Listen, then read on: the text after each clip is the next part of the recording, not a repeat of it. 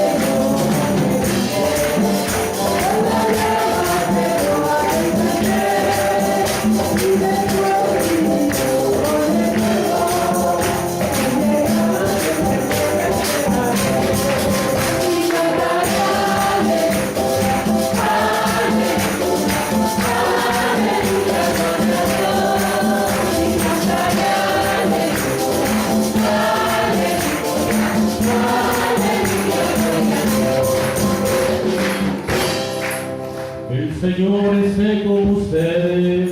Y con su espíritu. Lectura del Santo Evangelio según San Juan. Gloria a ti, Señor.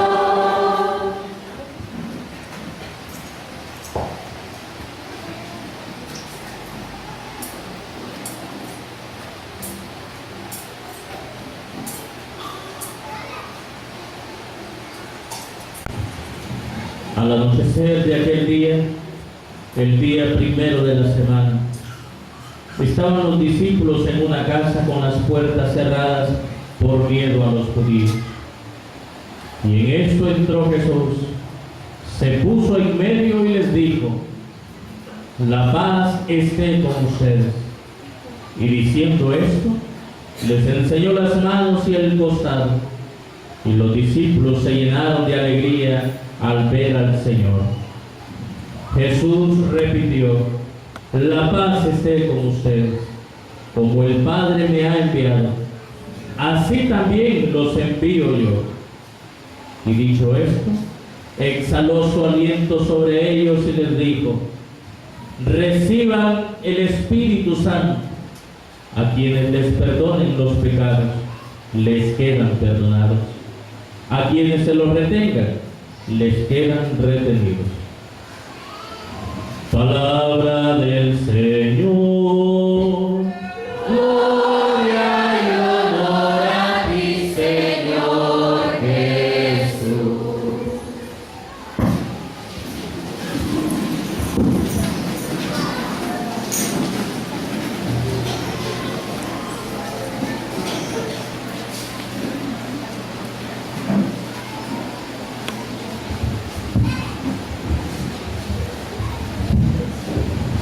Queridos hermanos y hermanas, nuestro camino de fe es un camino marcado por experiencias maravillosas como las que hemos vivido, estamos viviendo en esta noche, y también marcado por momentos en los que experimentamos también la tristeza, la dificultad, el sufrimiento, el dolor en ocasiones, pero son justamente estos momentos en los que nos sentimos pueblo de Dios, en los que nos sentimos iglesia, en los que nos sentimos hermanos, en los que encontramos la fuerza, la fortaleza para mantenernos, para perseverar. Al final del tiempo de la Pascua, recogemos toda la meditación del Evangelio de Juan, esa insistencia tan grande a permanecer en el amor del Señor, a permanecer unidos a Él para producir buenos frutos. Ciertamente que en un encuentro como esto las experiencias son distintas y uno puede ver cómo hay hermanos que están en lo que están y puede ver a muchos hermanos que están distraídos sin darle la importancia a lo que ocurre en ocasiones. Pero el Espíritu es el mismo y el Espíritu Espíritu va obrando de manera silenciosa en la vida de cada uno. Esperamos los frutos de ese Espíritu. Celebramos pues el misterio de Pentecostés, un misterio que sigue actuando, un misterio que se sigue actualizando. ¿Qué es el Espíritu de Dios? ¿Cómo podríamos definirlo? ¿Qué hace en nosotros? ¿Cómo podemos reconocer su presencia en la vida de una persona o en la vida personal? El Espíritu es esa fuerza unificadora que nos permite sentir aprecio, sentir que amamos a los hermanos, que amamos a la iglesia, que amamos la misión. Es esa fuerza interior que nos hace olvidarnos de nosotros mismos.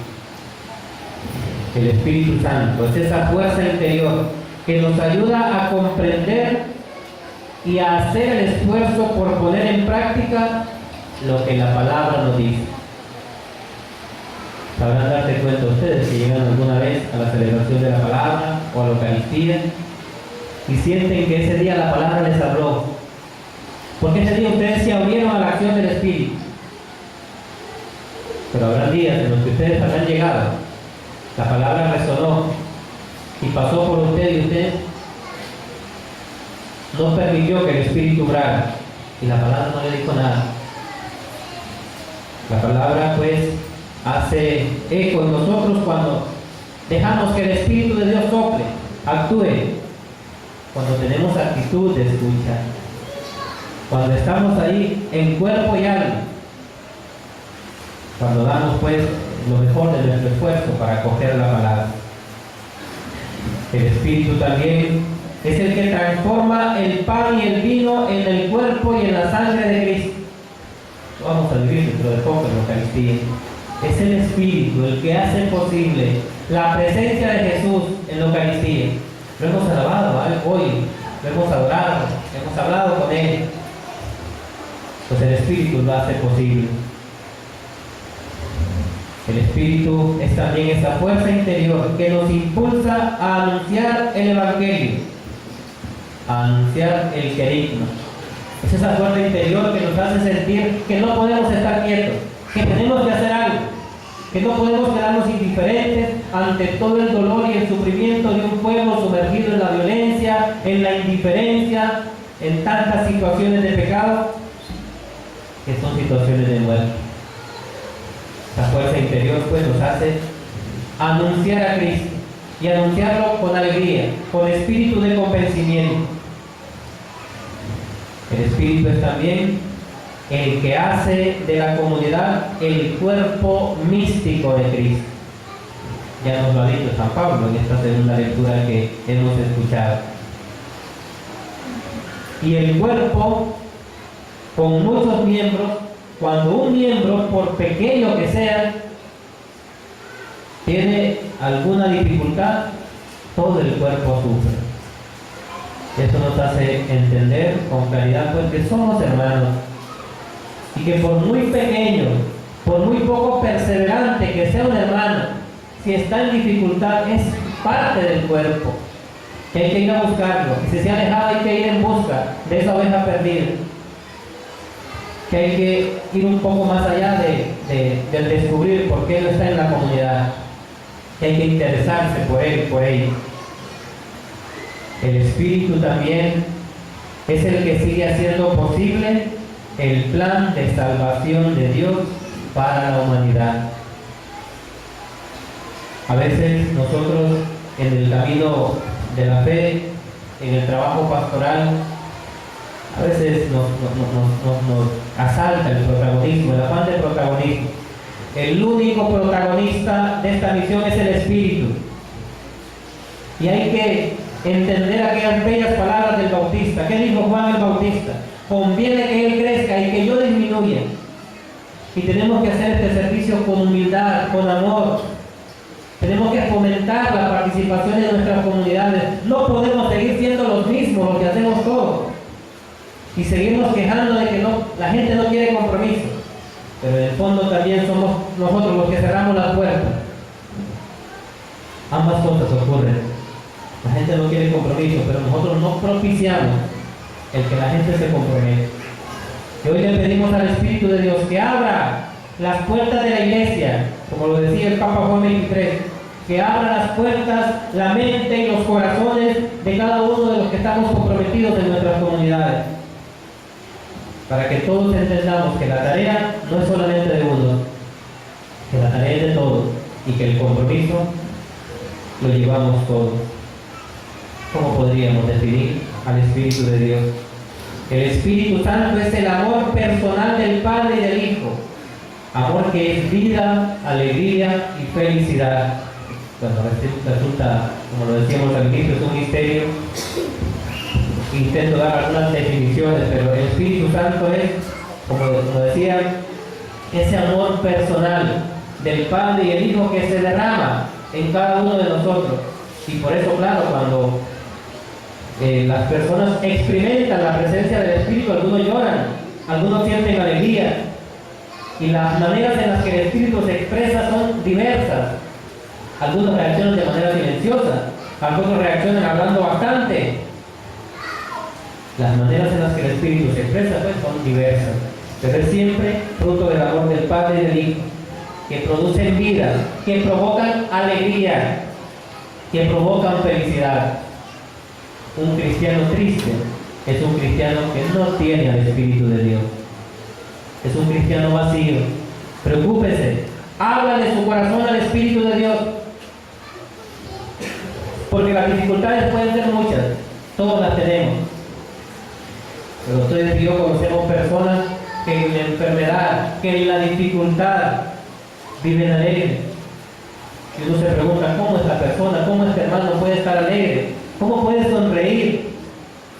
Y así con tristeza conoce personas que al más mínimo problema anda ahí con la cabeza agachada, derramando lágrimas de tristeza y de dolor, ahogándose en un vaso de agua, haciendo un problema así enorme, porque falta la gracia, la presencia del Espíritu, el amor del Padre y del Hijo derramado en cada uno, que provoca vida, alegría y felicidad. El Espíritu es también el Dios mismo, vaciándose al hombre, dándose y moviéndolo interiormente, esa fuerza interna, moviéndolo interiormente al servicio, a la conversión, a la santidad, a todos los frutos que ya conocemos que produce. Destaco algunos detalles de las lecturas que hemos escuchado. La comunidad de los discípulos reunida en un día de fiesta. ¿Por qué? En un día de fiesta. Los discípulos estaban reunidos porque la fiesta de Pentecostés ya existía. Era conocida como la fiesta de las cosechas, la fiesta del final de la Pascua. Se contaba 7 semanas de días, es decir, 7 semanas. El día siguiente al cumplimiento de las 7 semanas se celebraba la fiesta de Pentecostés. Pero este Pentecostés para la comunidad de los discípulos fue distinto. En este Pentecostés resonó en aquel lugar, como hemos escuchado, ruidos, un viento fuerte, un viento que sacude, un viento que refresca, un viento que renueva, y también un fuego que purifica, un fuego que limpia. Pero claro, cuando el fuego purifica, también provoca dolor, ¿verdad? Lo sabemos. Y por eso las purificadas que da el Espíritu duelen, pero hay que dejarse, porque después viene la frescura, también fruto del Espíritu. ¿Qué ocurre dentro del cenáculo y qué ocurre fuera del cenáculo? Dentro del cenáculo, la efusión del Espíritu Santo, con los signos del viento y el fuego. Una realidad. Todos los presentes en el cenáculo, ¿cómo quedaron? Llenos del Espíritu Santo. Es decir, no se le dio un poquito el Espíritu, no, llenos. ¿Cómo reacciona uno cuando le dan algo? Cuando uno come y queda lleno, que ya no quiere más, ¿verdad? por muy delicioso que sea lo que está viendo, ya está lleno, está acabado, como decimos nosotros. Los discípulos del Señor quedaron llenos del Espíritu. Y una tercera realidad, la reacción de los destinatarios, de aquellos que estaban fuera del cenáculo. Pensaban que estaban borrachos, cada uno los escuchaba hablar en su propia lengua. ¿Qué ocurre pues fuera del cenáculo? La gente estaba sorprendida. No son galileos todos estos los que están aquí. ¿Cómo los oímos hablar en nuestra propia lengua? ¿Se habrán ustedes sorprendido de escuchar hablar a personas que antes eran calladitos? ¿Alguna vez habrán escuchado el testimonio de alguien que jamás pensaron que iba a hablar? Pero el Señor obró y se paró enfrente y contó un testimonio de su vida personal, y usted dice: santo Dios, hace 2 meses yo no me imaginé que ese hombre fuera a hablar. Si pagaba por no hablar. Pero cuando alguien está lleno del Espíritu no puede quedarse callado. Cuando alguien está lleno del Espíritu de Dios no puede quedarse sin compartir lo que ha vivido, lo que es la experiencia de Dios. La gente pues se quedó sorprendida. La reacción de los presentes es de admiración ante lo que el Señor hace. Fuera del cenáculo también ocurre la congregación de todos los pueblos. Cada uno los escuchaba hablar en su propia lengua. La iglesia hoy está en todo el mundo. Y hoy Pentecostés se celebra en Honduras, en la Conchinchina, en cualquier parte del mundo, porque la iglesia está en todo el mundo. Y porque la iglesia habla un solo lenguaje, el del amor, el de la santidad, el lenguaje de Dios, que nos une, que nos hace romper barreras, para el cual no hay fronteras. El lenguaje del amor, de la misericordia, de la paz, el lenguaje que construye el reino de Dios. ¿Qué ocurre también fuera del cenáculo? Todos honran el nombre de Dios ante lo ocurrido, ante aquellos hombres llenos del Espíritu, ante la congregación de todos los pueblos. El resultado es: todos terminan alabando a Dios. El testimonio de aquellos hombres que algunos decían que estaban borrachos hace que todo el mundo se contagie, que la fuerza del Espíritu inunde a todos los presentes y todos honran el nombre de Dios. Honrar el nombre de Dios. Miren que a veces nosotros en la vida comunitaria buscamos un nombre y que nuestro nombre se escuche y resuene. La honra al nombre de Dios es lo que debemos buscar. Pues y finalmente es una noche propicia también para hablar del tema de la comunión de la iglesia. En medio de la diversidad, entre nosotros hay mucha diversidad.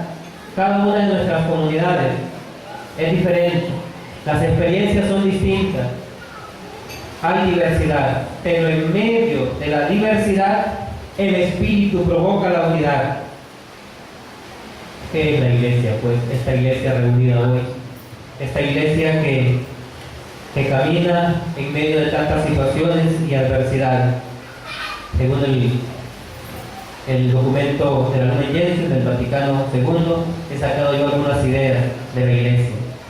La iglesia es en Cristo, dice la Lumen Gentium, como un sacramento, signo, instrumento de la unión íntima con Dios y de la unidad de todo el género humano. La iglesia es como un sacramento, por eso algunos teólogos se han atrevido a hablar de 7 más 1, de 7 sacramentos más 1. La iglesia es un sacramento más, y por eso hay que amarla. No es perfecta, lo sabemos. Si la iglesia fuéramos los curas, las monjas o algunos de los que vamos obrando tan imperfectamente, no, la iglesia es mucho más que una persona. La iglesia es el pueblo de Dios, es la acción del Espíritu actuando. Es como un sacramento, signo, dice la Lumen Gentium, de la íntima unidad de cada uno con Dios y de la unidad de todo el género humano. Mire, que dice de todo el género humano, no es solo los cristianos. Porque los cristianos llenos del Espíritu, unidos íntimamente a Cristo, no pueden estar divididos incluso con uno que no es cristiano. Esa unidad pues se extiende. Algunos Jensen también habla de diversas imágenes de la iglesia. Conoce a la iglesia con diversas imágenes. Una primera imagen, el redil. La iglesia es el redil, cuya puerta es Cristo y cuyo rebaño somos nosotros. El pastor es el mismo Dios. Cristo, como lo sabemos, Él mismo se nos ha presentado como el buen pastor que da la vida por sus ovejas. Es también la cabeza de quienes guían a la iglesia en su estructura humana. Él es el buen pastor. La iglesia es pues el redil. Cristo es el buen pastor, Cristo es la cabeza y el guía de quienes en una estructura visible guían y orientan la iglesia. El Papa, los obispos, los sacerdotes, que en medio de nuestras limitaciones, de nuestra sencillez y pobreza, intentamos dar lo mejor. La iglesia es también, dice la Lumen Gentium, labranza o campo de Dios. La plantó el labrador del cielo, Dios. La verdadera vid es Cristo y nosotros los sarmientos. Y ya hemos escuchado según el capítulo 15 del Evangelio de Juan. Ningún sarmiento puede producir fruto si no está unido al tronco. Dice el Señor, sin mí no pueden hacer nada. Hay que estar pues íntima y profundamente unidos a Él. Se compara también la iglesia en la Lumen Gentium con una construcción de Dios. En esa construcción hay una piedra fundamental que no puede faltar en el edificio porque se cae. Jesucristo es la piedra angular que, como hemos escuchado también en la palabra, desecharon los arquitectos. Los apóstoles son las columnas visibles de esa construcción. Ellos son los que sostienen esta construcción.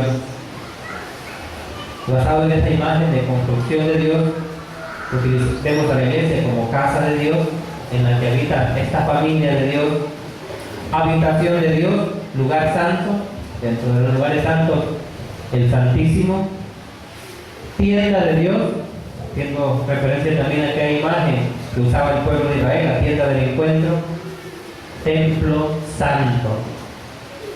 Santo porque su fundador es santo, no por nosotros. La iglesia también se entiende como la Jerusalén del cielo y también como nuestra madre. La Jerusalén del cielo, esta imagen aparece en el libro del Apocalipsis. Hacia allá caminamos todos, hacia la Jerusalén del cielo. Es esta iglesia pues en la que ya desgustamos los bienes eternos cada vez que participamos en la Eucaristía. La iglesia es también la esposa inmaculada de Cristo, por quien se ha entregado, se entrega por ella. En esta lucha pues, dentro de esta iglesia, buscamos las cosas de arriba, donde está Cristo sentado a la diestra del Padre, nos dice también la Lumen Gentium. En esta noche santa, pidamos al Señor que renueve ese espíritu que hemos recibido el día del bautismo, que renueve el entusiasmo, que encienda lo que se está apagando, que purifique lo que se está manchando, que anime lo que se está desanimando, que nos haga caminar como iglesia, como hermanos, como pueblo de Dios.